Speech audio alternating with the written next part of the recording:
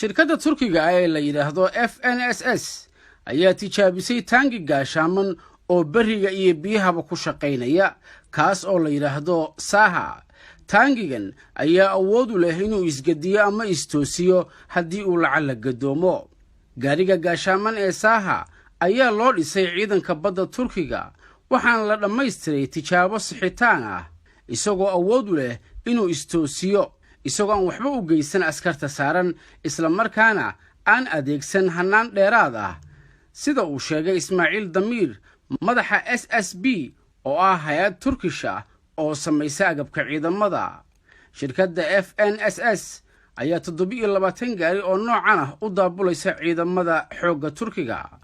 taangiga saha wuxuu leeyahay awood dhaqaaq oo aad u sareysa isagoo badda ku mari kara xawaare gaariya 7 gunti halka uu berigana ku xawaareyn karo 70 kilomitir saacadii. saha ayaa sidoo kale fuuli kara taag uu janjeerkiisu gaarayo 60% wuxuuna si sahlan ku dhaafi karaa caqabad uu dhererkeedu yahay 90 cm iyo godad 2 mitir balac ahaan le'eg. saha wuxuu sidoo kale leeyahay awood uu ku qaadi karo hub fara badan oo kala duwan iyo turret laga hagi karo fogaanta remote control oo uu saaran yahay qori darandooriga u dhaca oo 12.7 mm ah iyo waliba bambatuure gaaraya 40 mm.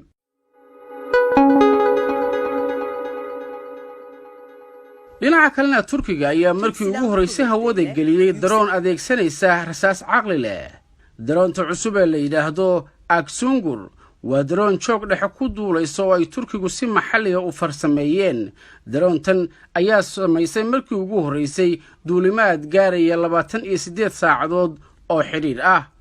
daroontan oo ay samaysay shirkadda Turkishka ee la yiraahdo Aerospace Industries oo tay loo soo gaabiyo. daroontan cusub ee la yiraahdo aksungur ayaa markii ugu horeysay iyadoo oo raran oo sida hub culus waxa ay gaartay joog dhan 20,000 oo cagood. shirkadda tay ayaa xaqiijisay in markii daroontani ay jooggaas ku duulaysay ay siday rasaas iyo gantaallo ay ku jiraan 12 -L oo ah rasaasta caqliga leh ayna hawada ku jirtay 28 saacadood oo ka badan maalin iyo habeenkeed. daroonta aksungur ayaa qaadi karta hub culayskiisu uu dhan yahay 750 kilogram waxayna howlgal ka samayn kartaa meel jirta fogaan ahaan 40,000 oo cagood.